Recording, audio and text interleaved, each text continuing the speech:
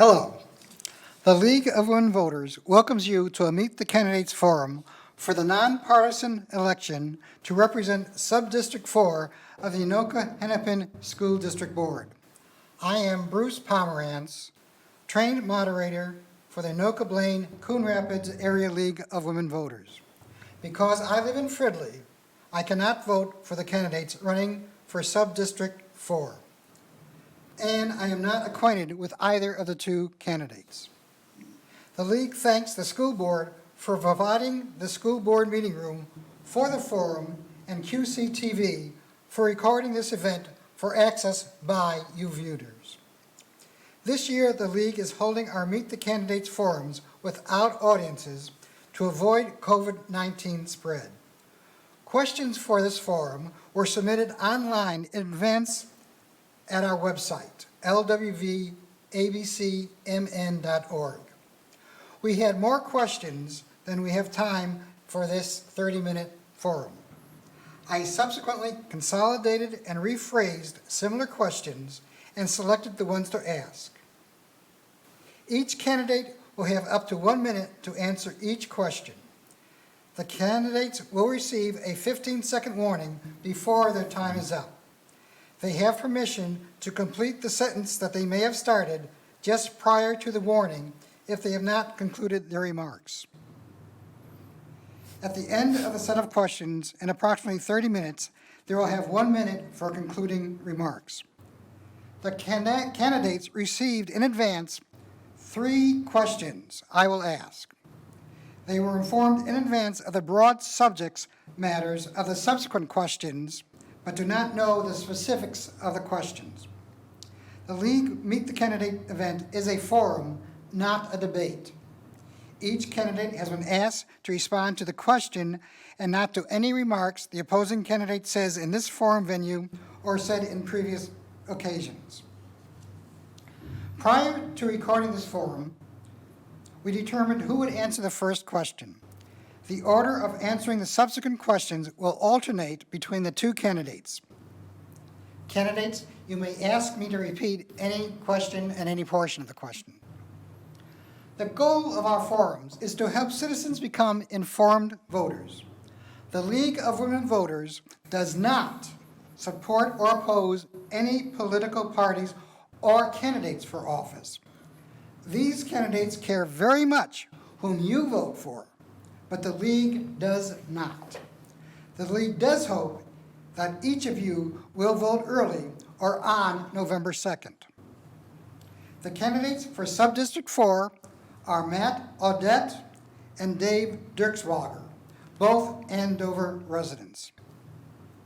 Prior to the recording, we determined who would answer the first question. The order of answering the questions will then alternate between the two candidates. And it will be Mr. Dave Dirkswater to answer the first question, which he received in advance. Why are you seeking this office? First off, thanks to the League for setting this all up. Good to get the information out there, keep people informed, so thank you. Yeah, like you said, we live here in Andover with my family. Got 2 kids in elementary school, so I want to be a part of the process to continue to provide great schools, for both them and the area. We originally moved up here, in part because we heard, such great things about the school district, so I definitely want to be a part of helping to move that forward. I've got some experience in the public sector, working for the Metropolitan Mosquito Control District. I'm the regional operations manager, so oversee all of Anoka County, and I lead my staff, develop budgets, and all in the effort to provide great service to the citizens of Anoka County. So that's my time. Okay. And next, it will be Matt Audette's answer to this question. Why are you seeking this office? Well, thank you. I became involved in school board related issues over the past year during the pandemic. And for me, it started as a parent and a father in the school district. I've got 2 children that attend Andover High School. And when our school district forced our children into distance learning last fall, I became involved in a large parent group of concerned parents and citizens who wanted our children to be in school full-time. And the group was on Facebook, and it grew eventually to about 6,000 people, and I was a leader of that group. We worked all year to try to get our kids back in school, and we weren't successful doing it. And in the course of that, our group determined that we needed to get representation on the school board. And I prayed on this much, and I ultimately decided that I would make a run for the school board. Thank you. And now, Mr. Matt Audette, would you please describe your involvement in the community? Yes. So thanks. I've been involved in the community for a long time. I actually grew up in this community, and so I've lived here most of my life. As an adult citizen of the community, as I mentioned before, I most recently led a large group of concerned parents on Facebook trying to work on issues with their kids. But prior to that, I served as a community board chair at the Emma B. Howe YMCA in Coon Rapids, and I served on that board for several years. I've been a youth football coach. I've been a Cub Master of a local Cub Scout pack. And I've been a confirmation teacher at my church, St. Patrick's Catholic Church in Oak Grove, where I've attended virtually my whole life. Dave Dirkswager?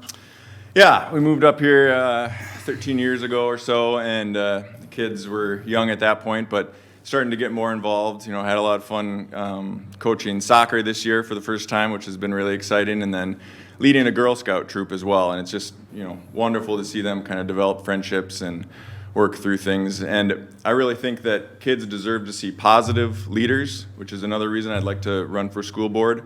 You know, I think I can bring people together, talk with different groups, be open-minded, and help people kind of understand each other a little bit better, take in all the different opinions and make decisions that can help the community out.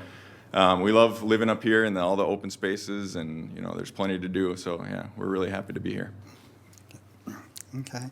And Dave Dirkswager, the next question to you is, what are your short and long-term goals for representing the Anoka Hennepin School District? Sure. Short term, you know, COVID has thrown such a huge wrench in everything. We need to get kids back up to speed academically. You know, lots of kids did not do well in distance learning. It was a really tough situation. So we need to provide teachers the support and the tools that they need to help get those kids back up to speed academically. There's a lot that we can go into with that, but not in a minute. And then also continuing to build equity. The district has an equity achievement plan, which is a really fantastic thing, and it's the #1 priority on our strategic priority plan. So we need to continue the work in that. We've made some progress, but we need to continue the work. And then also I think we need to focus on mental health too. Again, with the COVID, kids have really struggled, you know, being at home, being back in class. We need to focus on finding them ways that they can have somebody to talk to and support them, you know, mentally. Matt Audette, what are your short and long-term goals for representing the Anoka Hennepin School District? You know, the first is we need to put our kids first. We need to get rid of the politics, the social justice, and the various issues that have crept into our schools, and get back focused on reading and writing and math and science and history and civics. The second is prioritizing excellence for our kids and for our students. We have to prioritize excellence because it inspires kids from all different backgrounds to achieve their full potential. I oppose critical race theory, and I will support action by the board to remove it and keep it out of our schools. And the third is we need to return our schools to normal now. We need to end the mask mandate right now, and we need to make COVID measures voluntary for all of the students. Our parents are in the best position to determine how to keep our kids safe, and we need to return that power back to them. Now, the following questions are all the ones that you have not heard yet. I'll tell you which broad category that we feel they fit under. We didn't have any rule book to say this, we just created our own. This one deals with problem solving, and it will go to Matt Audette, I'm sorry, yes. When confronted with conflicting information and opinions on an issue, how will you determine your position on the issue? You may use an example if you like. Yeah. So if we're talking about problem solving, what I do for a living is supply chain management. And in the past year, supply chain management's been all about problem solving. What I like to do is gather information and facts. That could be data, that could be opinions from people, and really look to that when possible. Try to use that kind of factual information to become informed on issues, and then from there, consider different alternatives. Try to develop a good list of alternatives that could work, and ultimately work. It's great on a school board or in my profession. I'm typically working with teams, and so I like to consult the members of the team. Smart people lead to better decision making, and so really I think it's the combination of looking at facts, gathering information, and working together as a team. Would you like me to repeat the question? Nope, Okay. got it. So yeah, I have a lot of experience doing this at work. Teamwork is such a big part of what we do, and you need to actively solicit input from the different interest groups. Going into a problem, people are going to have a lot of different solutions and thoughts on how things are going to go. And I've had a lot of success meeting with those different groups, helping those different groups understand each other, and me understanding those different opinions, and then coming together and forming some sort of consensus that we can lead and move forward in a positive direction. Come to a decision that kind of works for the most amount of people possible, that can have the best impact and do good for the most amount of people. And it takes work. The dissenting opinions sometimes can be difficult to talk to, but you just talk it out and keep going and be positive and find good solutions that work for people. Okay. And next question for Mr. Dave Dirkswager. This is under the category that we called board unity. If you are in the minority on a policy issue vote, what is your responsibility with regard to supporting the majority decision with which you disagree? The board is a team, so it's important to show unity and move forward in positive directions. If I had an opinion that was strong, I would trust my other board members to talk about that with me, and I'd be talking with the community and different stakeholders with that as well. But coming to a consensus and helping lead the school board in a positive direction rather than showing dissent and saying, I completely disagree with this, throwing wrench in things, that's not helping anything. You want to come to a decision as a team because that's how they're organized to go to get things done. It's a team effort, and I would be a part of that team. Okay. Mr. Audette, if you are in the minority on a policy issue vote, what is your responsibility with regard to supporting the majority decision with which you disagree? It's an interesting question. My observation of the way the school district operates is that they tend to do a lot of things by almost unanimous consent. And I think while I can understand that and appreciate it, I think it's also important for the board to be accountable. And so I don't want to accuse accountability and unity. And what I mean by accountability is sometimes you have to make difficult statements in public, and you have to stand your ground on issues because you think it's right, or because you think it's important. And so I think you have to strike a balance between unity and holding true to your principles and being courageous and being honest and upfront with the public about where you stand. So as a member of the board, if I'm in the dissenting opinion, I'd be respectful to the others, and I would certainly help to carry out to the best of my ability the intent of the board. But I don't think it means constant or consistent, uniform, all the time unanimous decision making. Okay.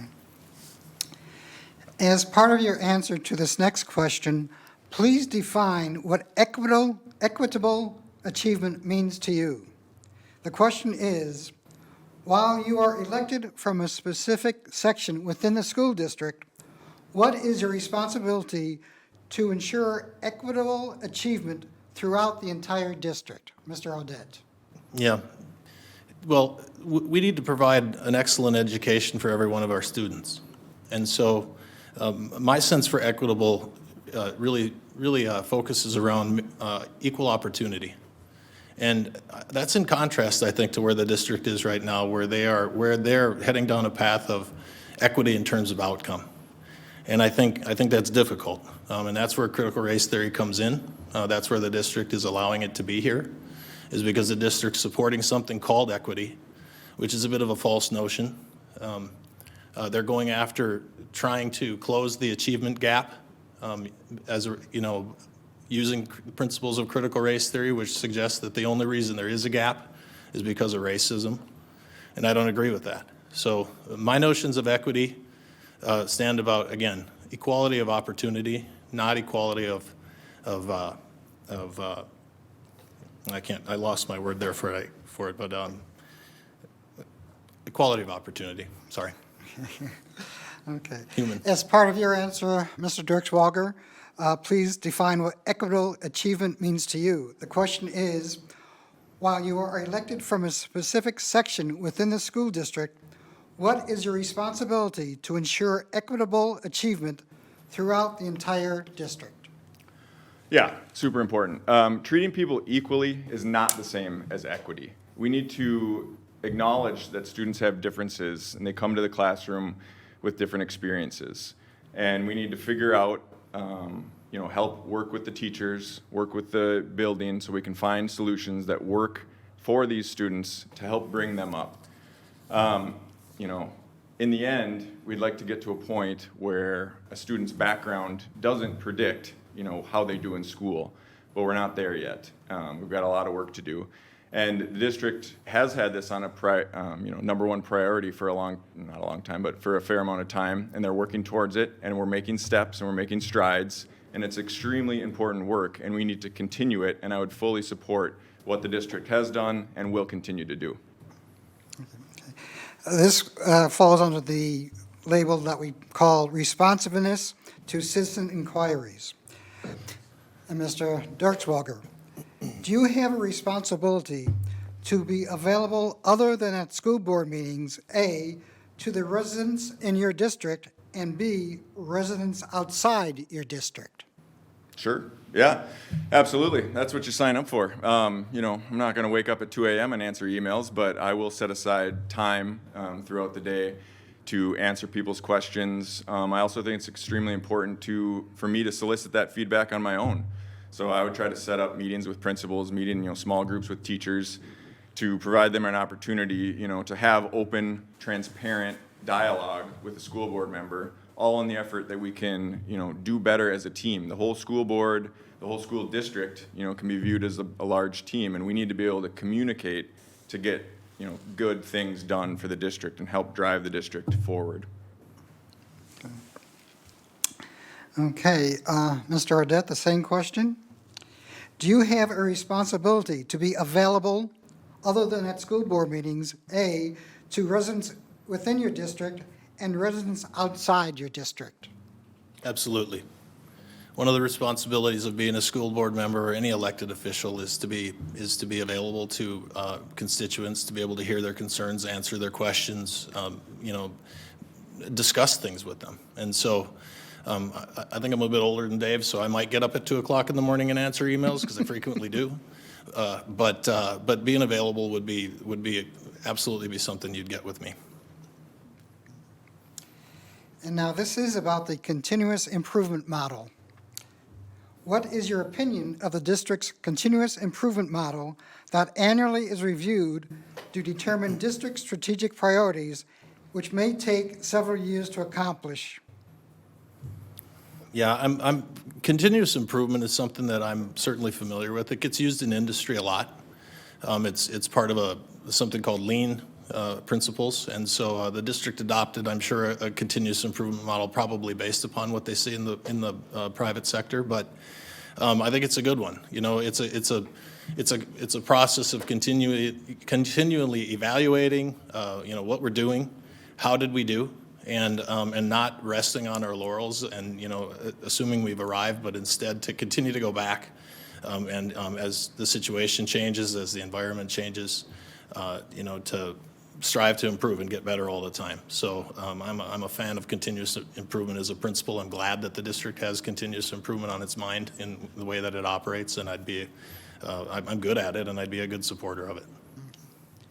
Mr. Dirkswager, what is your opinion of the district's continuous improvement model that annually is reviewed to determine district strategic priorities and which may take several years to accomplish? Yeah, it's fantastic. The district has done a really good job setting that up and adopting it, and they've gotten, credit statewide for what a good job they've done with it.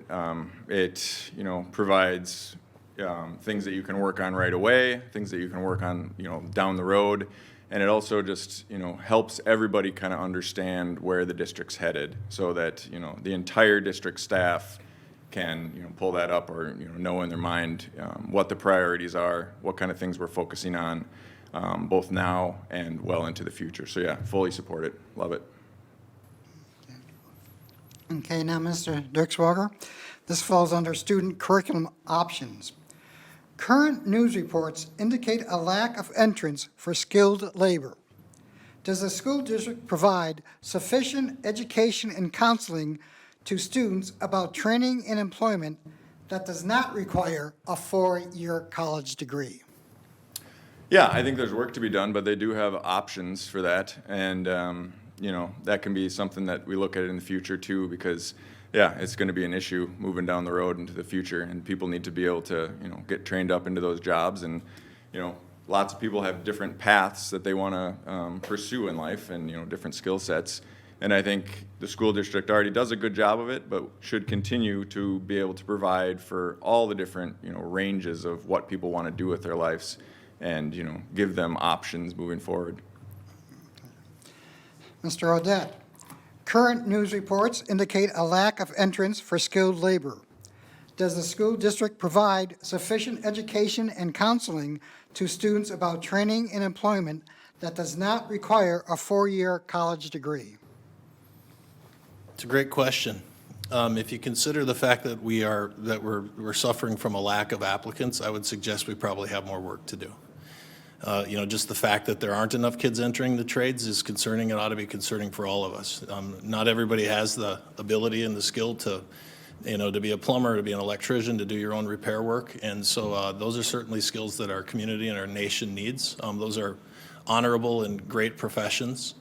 And I think we need to pay attention to the fact that enough kids aren't thinking that would be a good way to earn a living.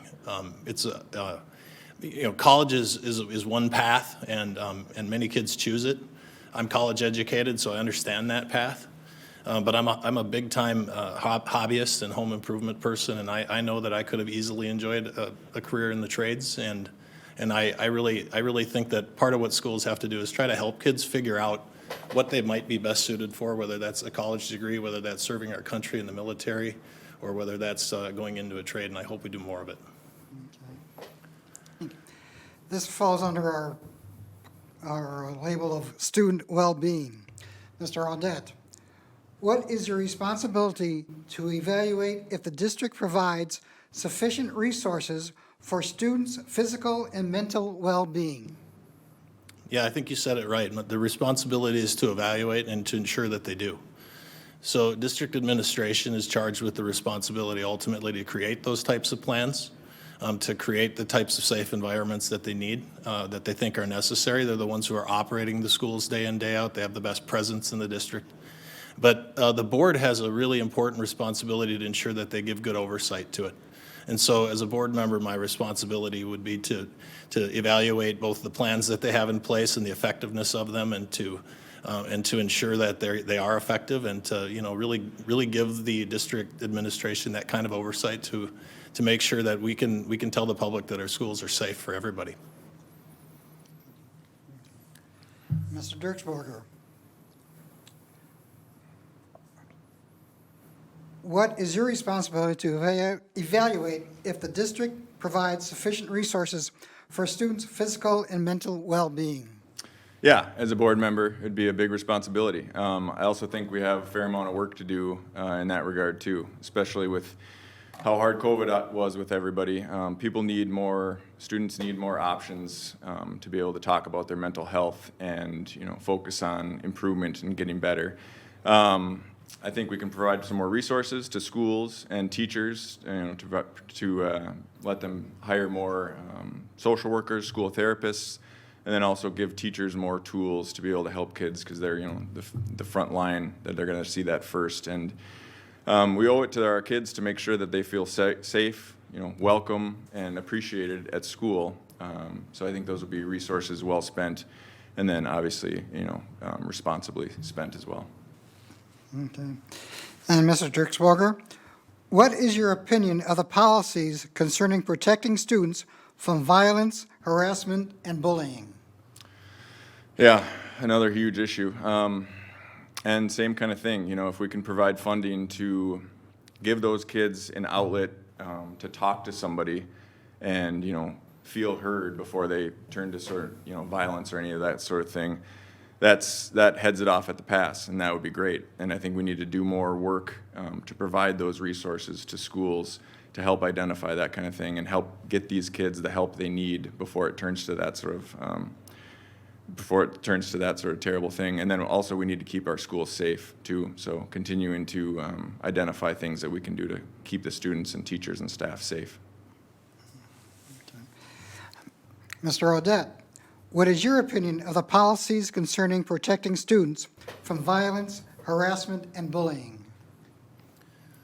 Well, the policies are important because, as I said earlier, certainly one of the things that our schools have to provide to our kids is a safe learning environment.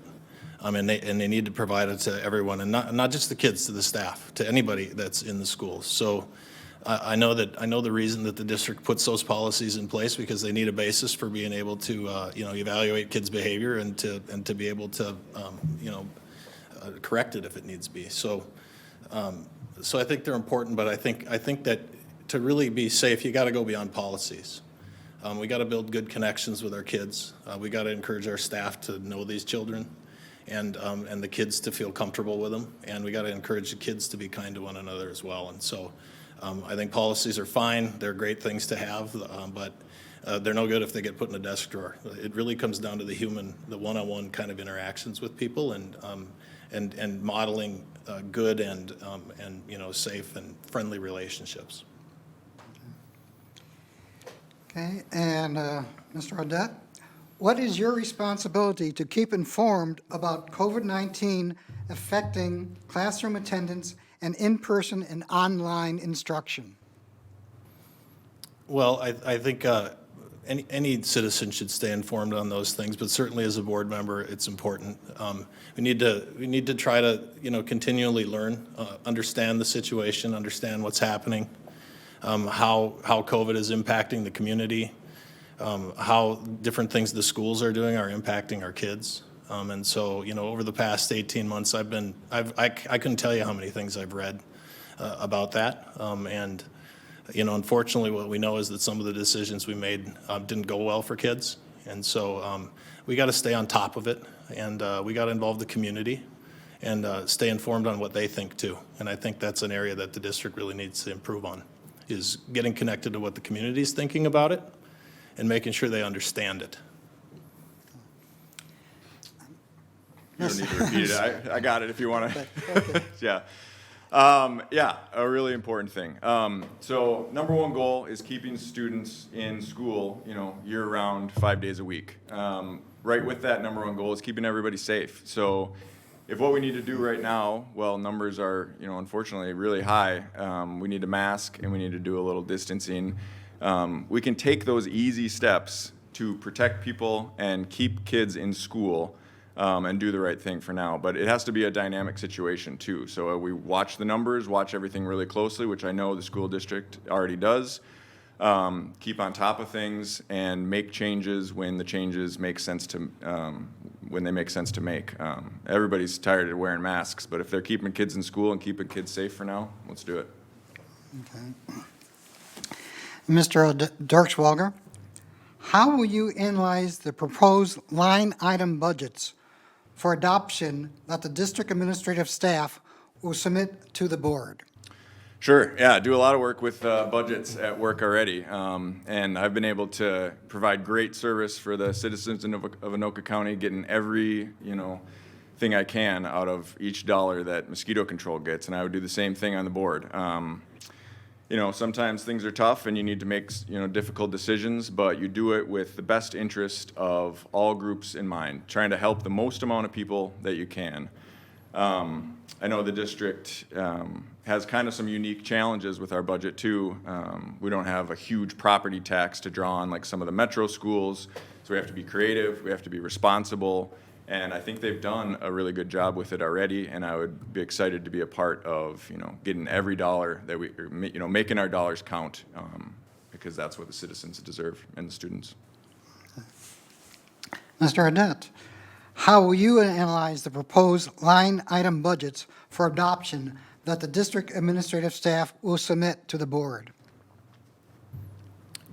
I'll do it carefully, I'll do it seriously, and I'll do it with the 25 years of business experience that I possess. And I'll tell you what, I'll do a better job than what I've seen recently in the board meetings. I've been attending the school board meetings since the start of the year. I followed along through the budgeting process. I found the questions to be asked to be very shallow. And generally speaking, I don't think the board is participating enough in the budget process. Essentially, what I've observed is that the school district administration generates the budget. The school board asks very few questions about the budget, and then they pass it.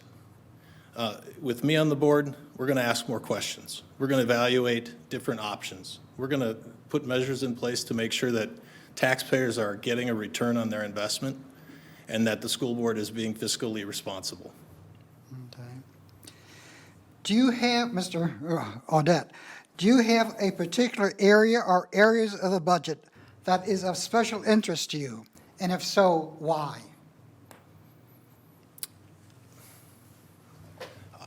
No, I don't know that I have a particular area of the budget that's of interest. And part of that is likely because of my own inexperience in school district budgeting. I actually did enjoy going through. This will sound crazy, but I enjoyed going through the budget process as a participant in the chairs back there. I'm a kind of a student of that sort of thing, and so I think trying to zero in and help, and this is a huge budget. It's over $600 million, and so trying to help figure out how the budget process works, how the district gets its money from the various sources, and become a kind of a student of that so that I can understand it really well would probably be my first focus on in terms of budget. And I think as time passes and I gain more experience in that space, I'm sure there will be areas of the budget that will resonate more so with me. But I think that's where I'm at right now. Okay. Nothing too specific. I really like what we've done with capital projects. We've done some good things there, and there's going to be some big things in the future too with how much, Anoka County is blowing up with new houses and development. So eventually we're going to need new schools, in somewhere, or, some expansions of that. So capital projects will be extremely important in the future. I think food service budget too also could use some looking at. I know they're, short on help right now, and, everybody's short on help right now, but making those jobs attractive to people to make sure that students are getting what they need at school for nutrition.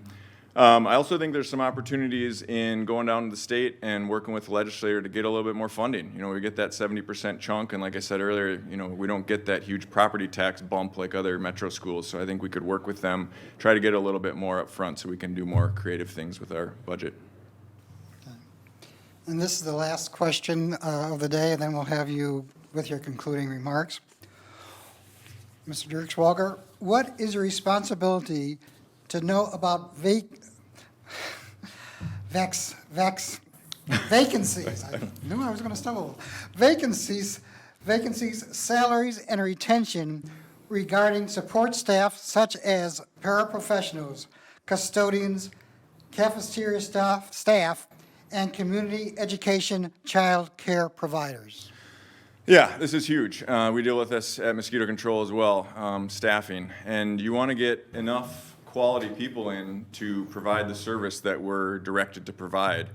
And in the future, I think that might mean, getting creative with some solutions, being a little bit more flexible with contracts, and, people's work schedules, maybe paying a little bit more. A lot of those things are going to come into, getting appropriate staff so we can provide great service. I think, statewide, we want to be looked at as a school district that does well by its employees, treats them right, pays them a fair wage, so we can attract people from all over the state that want to come work here. We want to be looked at, as a place that's a really nice place to go and work. Okay. Mr. Audette, what is your responsibility to know about vacancies, salaries, and retention regarding support staff such as paraprofessionals, custodians, cafeteria staff, and community education child care providers? I think it's a big responsibility and an important one. In a school district, obviously the teachers and the educators are gonna get a lot of attention because they provide the most basic service of educating the kids. But there's no way that can happen without awesome support staff. And as a board member, you got to look over the whole thing. It's not just the education. Of course, that's why we're here. But you got to look over all of it. And so, I think knowing and understanding what all the different positions are that provide support to the district, and knowing their current situation as far as staffing and salaries and wages and all of those things, and what concerns are there for them is really critical, because there's no way you could function without a strong support staff. And so I think that my responsibility there is equal to any other responsibility with understanding staffing in any other part of the district. Thank you. And now we will have concluding remarks. Because Mr. Dirkswager went first with the first question, it will be Mr. Audette who provides the concluding statement first. Well, the past 18 months have been difficult for everyone. Unfortunately, our kids have been made to carry one of the heaviest burdens. Our school board and our district are not listening to parents. The demands from St. Paul and from Education Minnesota are drowning them out. It's time parents had a voice on the school board. I will be that voice. My campaign's about putting our kids first, which means focusing on the basics like reading and writing, science and math, and removing political agendas from the classroom. I support full-time, in-person learning without mandates for masks, vaccinations, or quarantines. I believe schools must prioritize excellence, which inspires children from all racial backgrounds to achieve their potential. I oppose critical race theory because I oppose teaching children that they're defined by their race and not as individuals. It's time we put kids first. On November 2nd, vote for me, Matt Audette. Mr. Dirkswager, your concluding remarks. Yeah, thank you. I really believe that strong schools lead to good, healthy communities, and that's something that we all want. I will listen to all opinions, not just the ones that agree with me, and I will build that cohesiveness that we need right now and positivity. I will build on the successes that we've already done as a school district, and I will be ready to take on new challenges. It takes effort to have great schools. They don't happen without work, and they definitely don't happen without teamwork. So I think I can be a positive voice, help bring people together, and provide that teamwork. I'm committed to working with people, not pointing fingers and casting blame. I will work towards a school district that we can all be proud of. Candidates, thank you for your thoughtful answers. Viewers, thank you for learning about the positions on the questions that your fellow residents submitted. Please inform your neighbors and friends about this program and how to access it.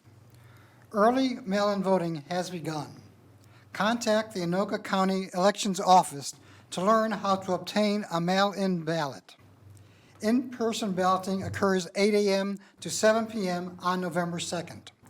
Polling locations may have changed from the 2020 polling sites.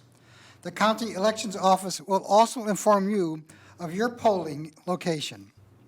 Also on the ballot are 3 levy referenda issues. The Anoka Hennepin School District home webpage has a link that provides information about the individual referendum. Thank you and good day.